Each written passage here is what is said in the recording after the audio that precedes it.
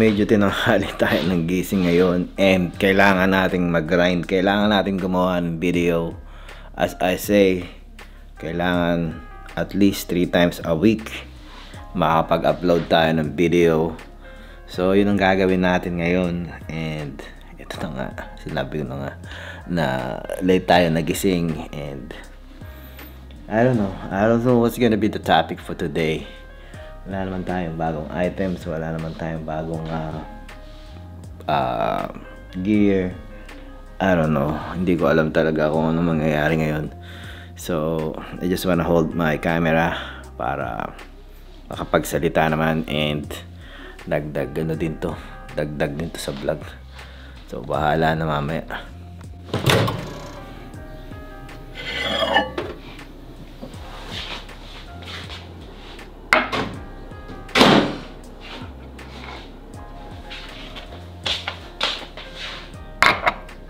So, ayaw ko naman gumawa ng vlog na parang vlog lang. I mean, don't get me wrong. Ayaw kong may nakikita ko ng mga vloggers na, you know, na parang they just talk non-stop, na parang hindi ko sila minamasama. That's their style. Pero ako, ang gusto ko kasi yung parang nalilibang sila doon sa mga pinapanood nila, like may istorya, may cinematic, alam mo yun, yung halo-halo.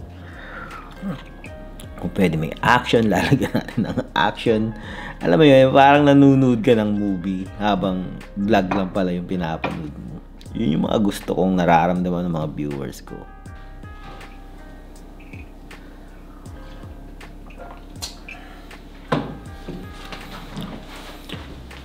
Don't get me wrong, baka talagang maarte lang talaga ako, or you know, medyo pag sa isang bagay kasi medyo choosy ako eh.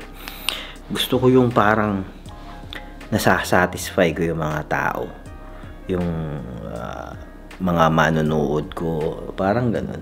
I don't know, hindi naman ako perfectionist kasi marami din naman akong mga flaws. Kaya lang, I want it to be parang konting perfect lang. Alam mo yun. Ano, baka nga ako lang to.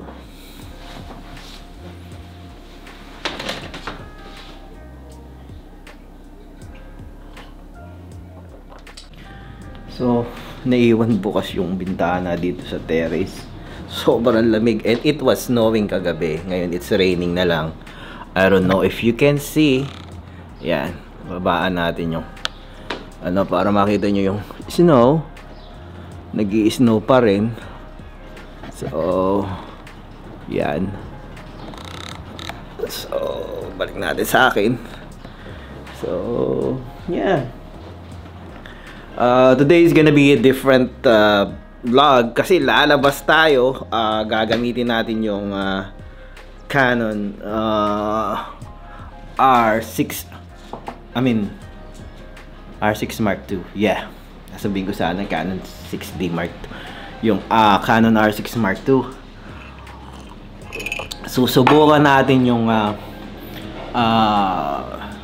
Canon RF15-35 f 2.8, and then susubukan natin mag film sa C-Log. For those who doesn't know, yung C-Log is yung flat profile ng camera para ma-color grade natin yung ating mga footages. And yeah, so pupunta kami ng lamig. Punta kami ng ice cream factory ngayon. And yeah, siguro yung next footage ko is gonna be there. Hindi ko papahabain yung video ko gaya nung isa kasi sumobra lang ng konti. Hindi ko na-catch yung dulong part ng video ko kaya naging 13 minutes siya. So, ito sakto lang to. So, siguro my next footage is gonna be there in 5, 4, 3, 2, 1.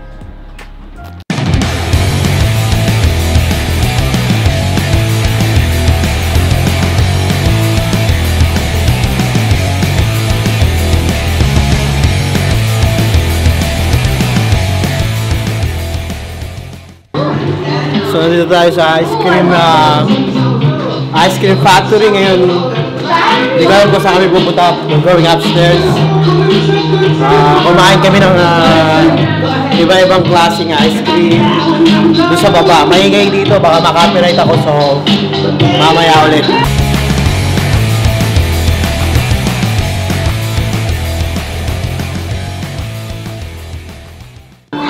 So, nandito kami sa popsicle room. Well, itong mga nasa likod ko is hindi naman sila edible. Mga display lang sila. Kaya akala ko dessert pa naman tong makakain na to. So, yeah.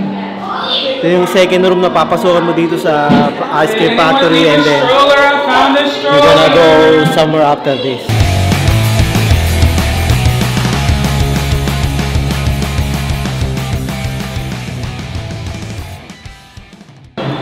Next room, para siyang subway train ng New York.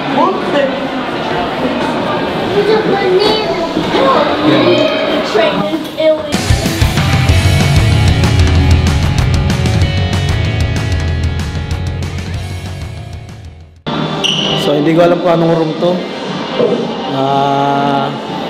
Para siyang immersive room, as you can see. Ayan.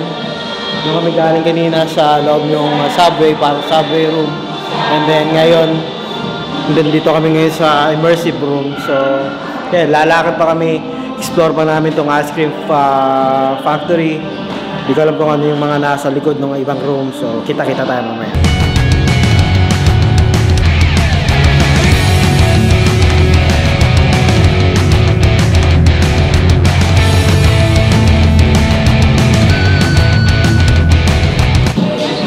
So, dito sa room na to, gagawa ka lang something doon sa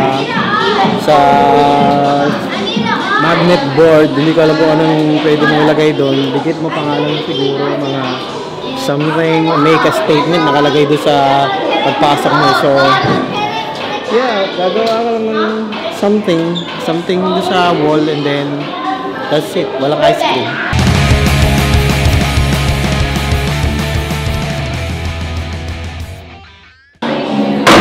So, after kong order ng mga ice cream, which is yung cappuccino nga, pinapasa kami dito sa room where there's a lot of tables kung saan pwede ka mag-color for kids. Meron silang coloring book, meron silang pencil, coloring pencil here.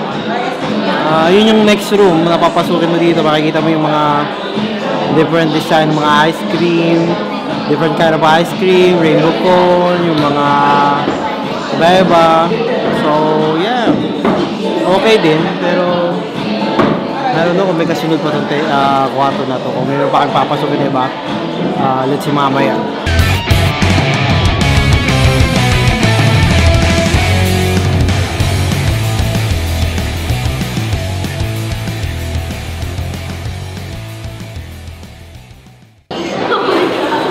Ito na si baby.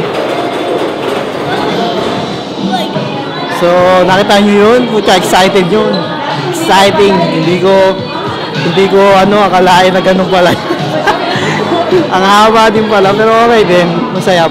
Experience. So, I guess meron na mga ice cream doon na pwede namin kainin. Nakapila na naman, may pilihan na naman doon ng ice cream. So, titigman namin yung ice cream doon. And then, akala ko nga tapos na. Akala ko ito na yung labasan eh. Pero, yeah, kung pipila tayo, titigman natin yung ice cream. Okay? So, nakaupo na naman tayo dito. Actually, meron na namang ice cream na kakainin doon. Pinauna ko muna yung baby ko para siya yung kumuha ng ice cream. Para hindi kami mawala ng upuan dito. So, ano kayo yung ice cream doon? Yeah. Pagbalik niya, ako naman yung kukuha. Papakita ko sa'yo kung ano nakakainin.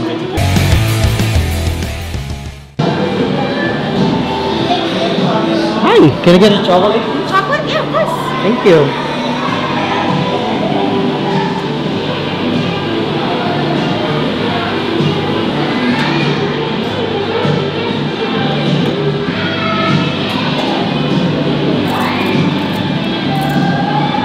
Thank you so much. You're welcome.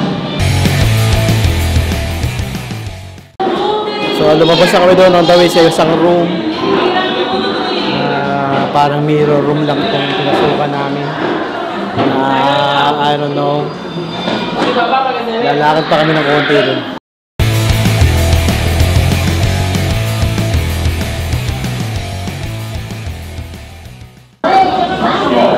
So cotton candy room pala itong napasukan namin ngayon. Nagsesearch yun ng cotton candy. Instead of ice cream, cotton candy naman na yan. So explore pa natin yung mga kasunod na room. Kita-kita tayo in.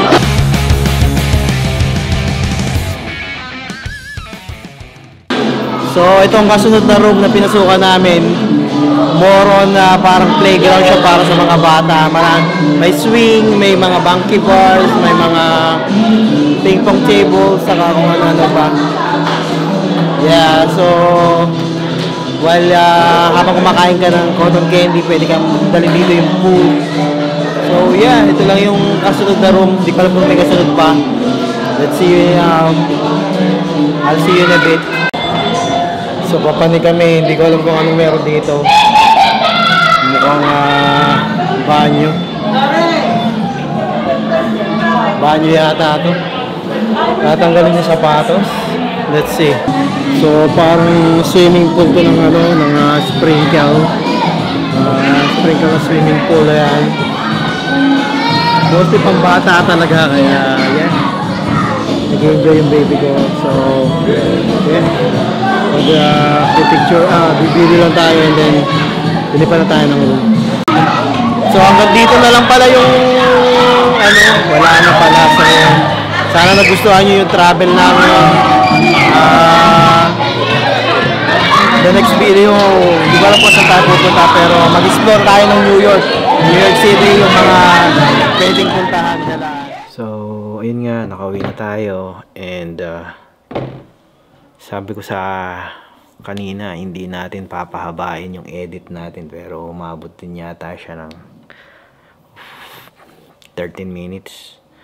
So yeah, hanggang dito na lang ulit. Siguro I don't know, every Friday mag-upload ako ng travel vlogs about New York City, you know. So kung gusto niyo yung video na to, let me know in the comment section below. Leave a like, share, you know, those good stuff. So I don't know kung okay ba tong vlog na to, kung gusto niyo ba yung ganitong klaseng vlog. So yeah, gonna see you on the next one. Peace.